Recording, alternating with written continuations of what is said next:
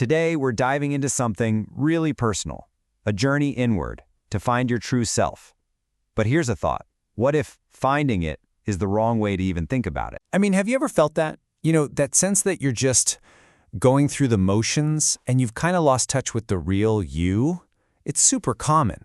We get so wrapped up in what everyone else wants, what society expects, that our own voice just gets drowned out. So, this is where we need to flip the script. The whole idea of finding your true self, it's not like you're searching for lost keys. It's really more of a process of unveiling.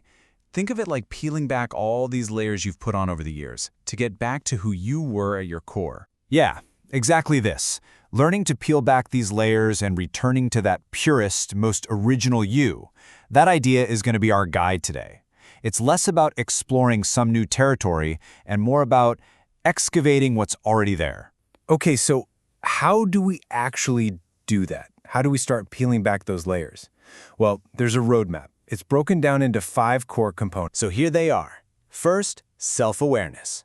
Then, figuring out your core values. After that, it's about listening to your inner voice. Then comes acceptance and embracing your whole self. And finally, putting it all together by living authentically. So let's kick things off with that first one, which is really the foundation for everything. Okay, everything, and I mean everything, starts right here with self-awareness. It's basically the practice of just watching yourself, observing your thoughts, your feelings, your actions. But here's the key, the real trick. You have to do it without judging. You're like a curious scientist just taking notes. Oh, that made me feel good. That situation made me anxious. You're not labeling anything as good or bad. You're just noticing. All right, next up, you've got to know what you're all about. What are your core values? Seriously, ask yourself, what truly matters to you deep down? Is it freedom?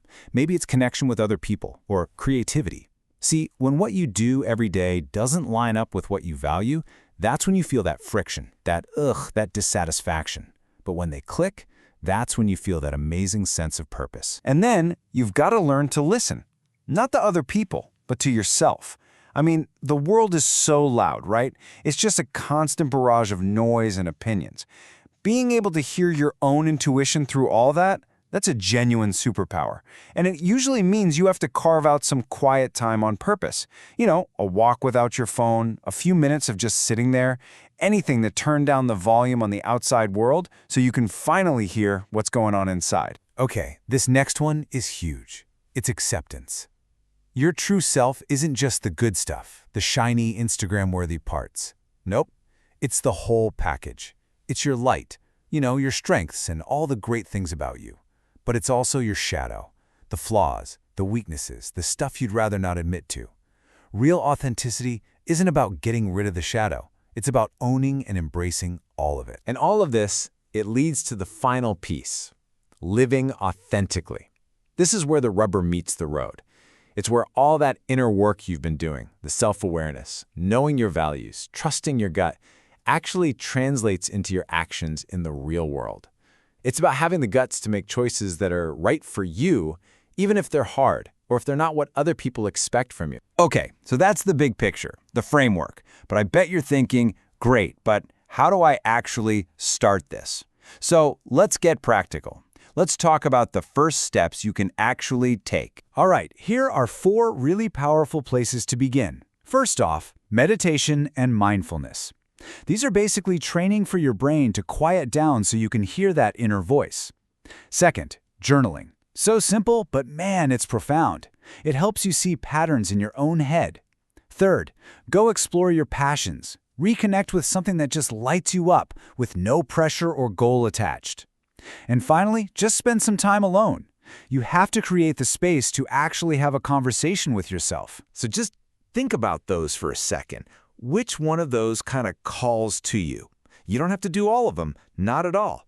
Just pick one. Where could you start? What could you do for just 5 minutes, maybe even today? And hey, remember, you don't have to do this all by yourself. Sometimes asking a friend you really trust for their perspective can show you blind spots you never would have seen. Or you can intentionally step outside your comfort zone.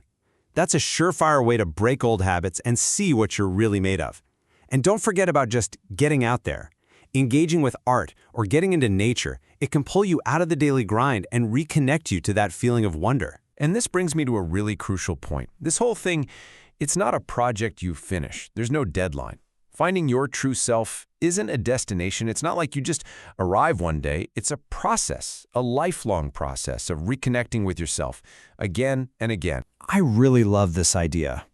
Finding your true self isn't a one-time event. It's an ongoing process.